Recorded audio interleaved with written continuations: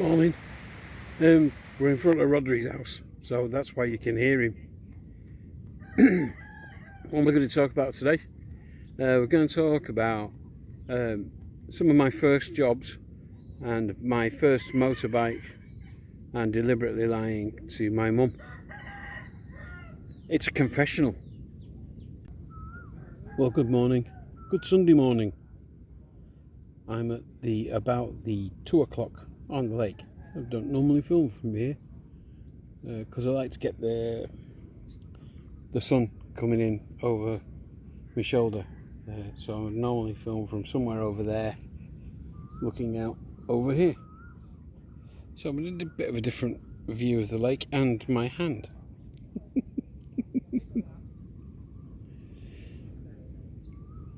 I'm going to talk, as I mentioned in the intro, the new feature,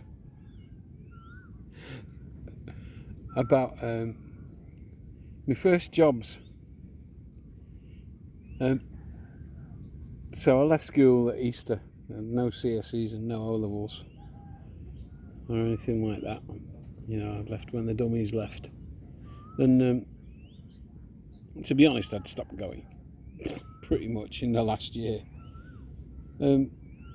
Because they did nothing for me. I was precociously political.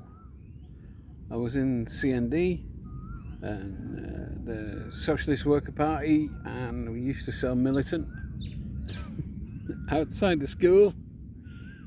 And I just wasn't engaged.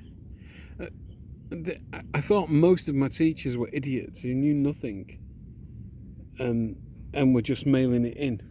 That's the modern phrase, but I genuinely felt like they didn't give a shit. They were just doing their job, and I'm sure some of them were good. If you were from the right sort of family, and showed a bit of talent at a younger age, I'm sure some of them were great. Not for me, they weren't. It was a Catholic school and I'd been born illegitimate, and that was still a fucking thing, believe it or not.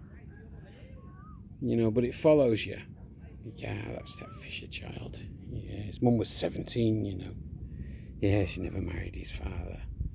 And some of them would have thought I was going to hell. Definitely. And my mum. So fuck them.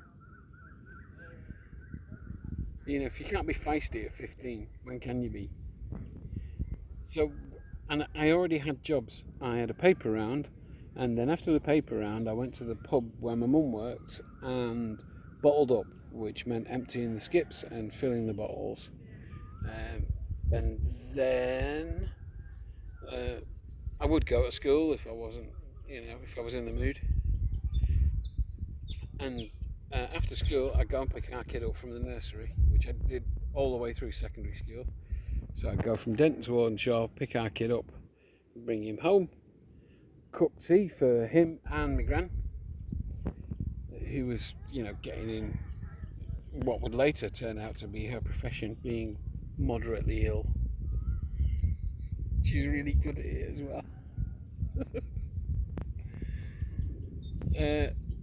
So yeah, and I'd also work at a supermarket called Shopping Giant. So, I had money coming in. And then when I left school, I thought, I better get a proper job. Better get like one that you do during the day. And I joined this agency that provided temporary workers. And I'm telling you when I look back on it, maybe it's rose-tinted glasses, but those were some of the best jobs I ever had. They'd send you somewhere for 2 weeks to do something, specific task, give you no training or safety awareness. Just say that's what you're doing for 2 weeks. But it paid really well. So one of the first jobs they sent me on was to Sunblest Bakery, where the job was to get inside these massive ovens with a bunch of chemicals and clean them. So they closed down for periods where they had to go and clean the ovens. But it was brilliant. A, I was left alone just to get on with it. And B, it was one of those jobs where it had a beginning, a middle, and a definite end. And at the end, you could stand there with your hands on your hips and go, fucking jobs are good. And those kind of jobs are really underrated. You know, when you can start it and see the very end of it, it's fantastic. So many jobs, you never see what happens all the way through. So that was one, and I loved it, and that was in Stockport. And then I got moved on to another job, which was in my hometown, and that was working for a company called Brown and Torres, who hired out plant for building. So there were dumper trucks and big massive machines, macro they call them here in Thailand. I forget the English word for them now. So, you know, but bulldozers, all of that. And when they came back from the hire period, they had to be washed because they were covered in mud. And so me and another lad had this gig where we had these like seriously powerful things, powerful cannons, water cannons. I mean, yeah, they'd knock you off your feet. If you hit something too close with too much power, it'd send you on your ass. That's how powerful these were. And they're 16 years old, and this was a summer, August, it was a hot summer. They're in topless. Plenty of soft drinks that kept us in those. And just blasting away at these filthy machines until they were gleaming again, and we got to drive them, got to learn how to use them, which was also top. And the best ones ever were these little dumpers, a little one-man dump truck with a bucket in front of them, and they couldn't half go quick, and so we used to race around in them. Frightening. When you think about it, one of them turns over, you're a gunner. But you don't think about things like that at that age. Plus it was work, and at this time, you know, there wasn't a lot of work about in England. It was the era of I am a 1 in 10. Yeah, Thatcher's government, unemployment 10%. Grim times. But we got these gigs, and I used to go to and from them on my first motorbike. And when I think about that now, I think, oh my God, I was taking my life in my hands every time I got on it. I bought it from a lad, like you do, who I think had made it. It wasn't a brand, it was a functional motorbike, automatic, that would get me up the hill to Stockport, and most of the time, sometimes it didn't, but most of the time it did, and it was 20 quid, and it had an MOT and everything. I was stopped a few times, but I had the MOT certificate with me and the registration, and it was under 50 cc's, so you could do it without a license. So yeah, that used to get me to and from Stockport on the Sunblest job and everywhere else, and it was great. The thing about it is that my mum had forbid me to have a motorbike, so I hid it, and I hid it at a friend's house. So I'd say in the morning I'd be lying to my mum. Every morning I'd be going, right mum, I'm off to work, me, see you later, I love you. My mum would go, see you later Trev, don't miss your bus. And I'd be going, no I won't miss the bus. The bus, yeah, that's what I'm getting to work. And then I'd watch me mate Sempis go in their shed, get the bike out, and then go to work and repeat the same process in reverse after work, never going past our house. Anyway, I did a number of these jobs, and there was some decent money coming in, so I actually bought second-hand a Suzuki 125 Trials bike off the same lad, which I also hid. And so yeah, and then one day My hometown is has a middle called Crown Point. And it's a big crossroads, Manchester, Stockport, and Hyde roads. So those are the four towns or cities on either side of the place. It's called Denton, and Hyde, Ashton, Stockport, Manchester. Okay, it's the centre of the town, and I was in full gear, the full face helmet, at the traffic lights at Crown Point, when on the right hand side, crossing over Ashton Road, going to Fenner's newsagents, was my granny in a wheelchair, and my mum was pushing her. And I put my head down so that they couldn't see my face, and I'm just thinking, oh Christ, lights, please change, please change, please change.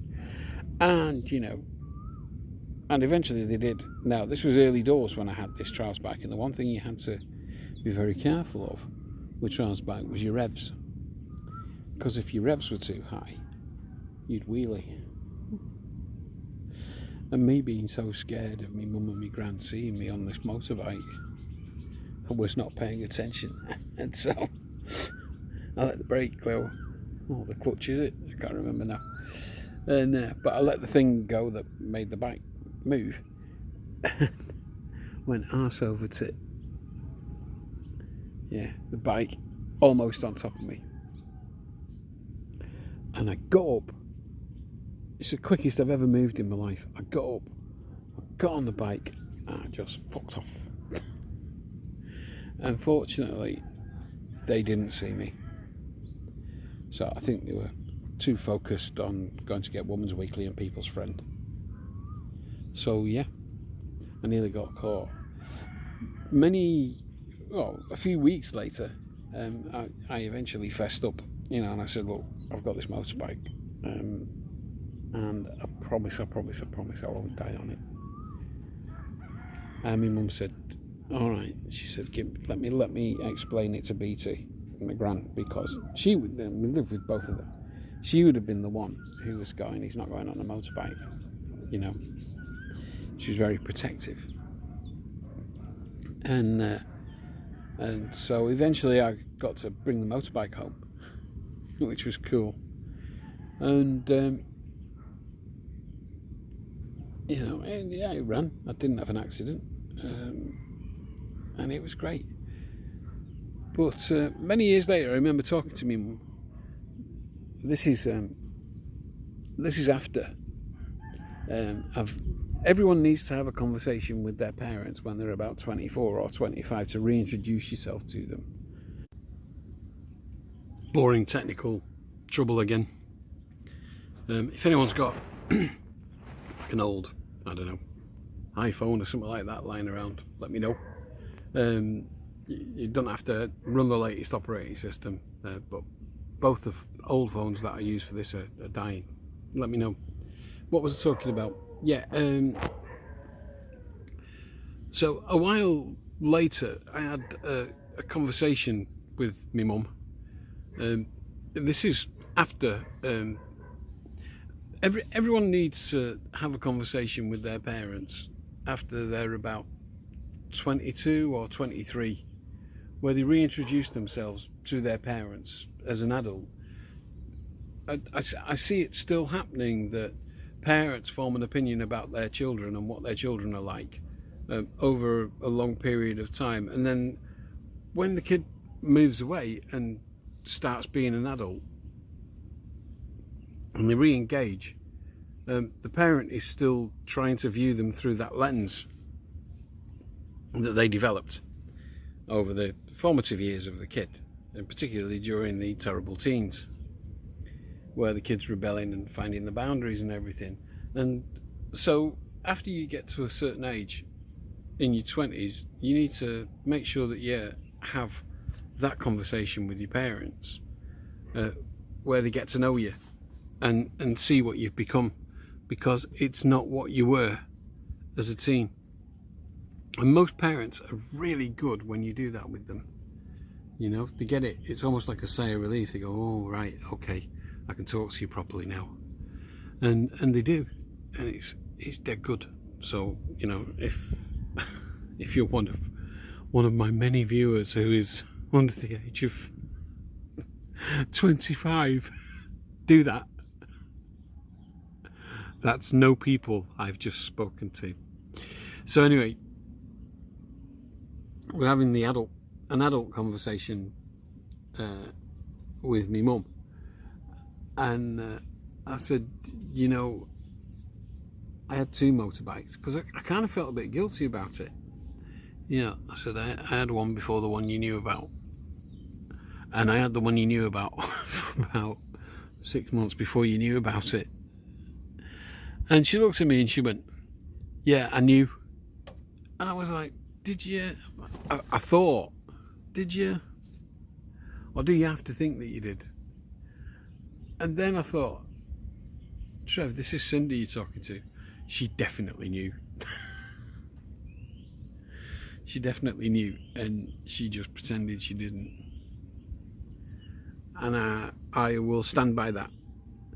So, but she also knew I was lying, and I felt bad about that. But I think she understood why I was lying, and I think she understood the necessity of the deception, because it was definitely BT and not her that was afraid of me going on a bike. It's just general overprotection. So that's it for today. I hope you all have a fantastic Sunday. I love you all. Bye.